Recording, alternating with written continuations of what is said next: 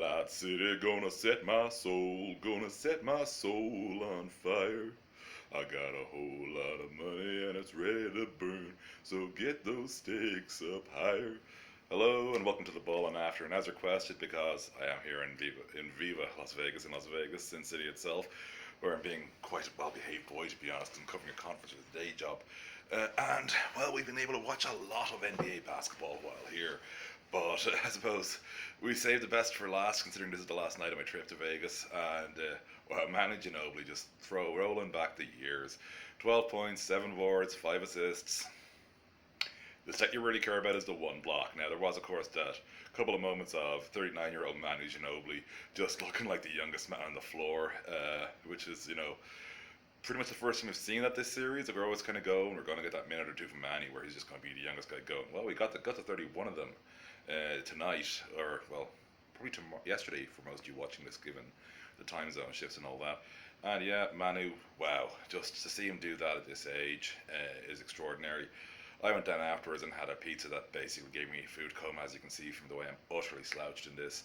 But like even 2 hours later, just loving seeing the way people just writing Manu Ginobili forever. That's what we've titled this on the Ballin After, because wow, like the thing with this game was it didn't even feel that playoffy for large chunks of it, because the pace was so fast that like defense sort of stayed at home for a lot of this game, and it had that little bit of a regular season feel to it, which it's not exactly what you want from the playoffs. Like, it was good basketball, but honestly, it was when it started to get a bit more technical isn't the word, messy, to be frank about it, down the stretch, like where Houston seemed to just forget how to score field goals.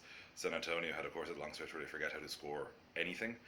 And yeah, it was a decent game of basketball, to be frank about it. Sort of got that intensity that you kind of want from a playoff game, balanced with the actually good basketball, which is obviously a challenge. Like when you're looking for a good tight battle to also be, quite sound as an overall sporting contest, so to speak. And yeah, we got that. And like Manu, like it's crazy because 12 points, 31 minutes is like, it's fine, it's nothing terrible, but it's like it felt like so much more. Like I saw Taz Mellis tweet, Manu scoring 10 points at this age feels like he's scoring 40, because it does. Like he just felt like he was in that game so much.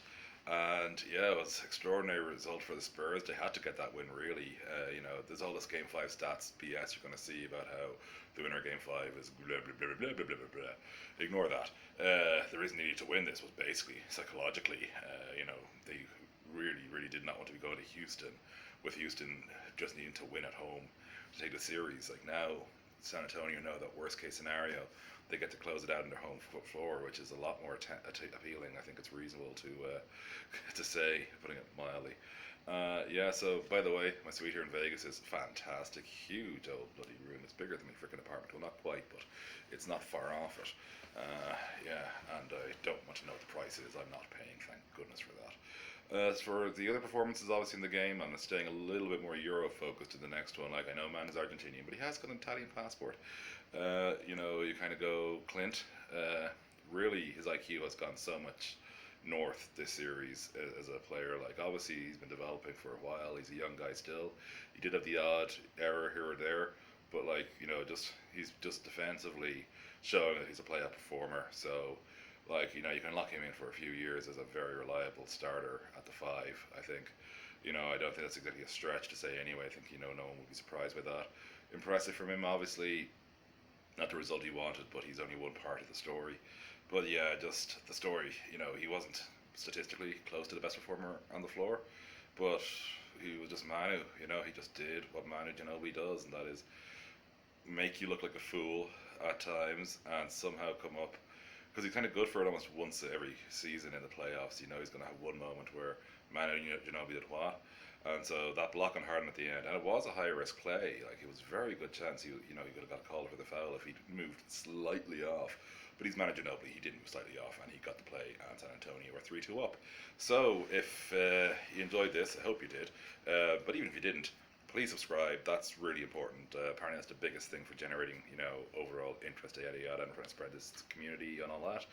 And like, share, do comment, and that's it. And our next video will be back in Europe.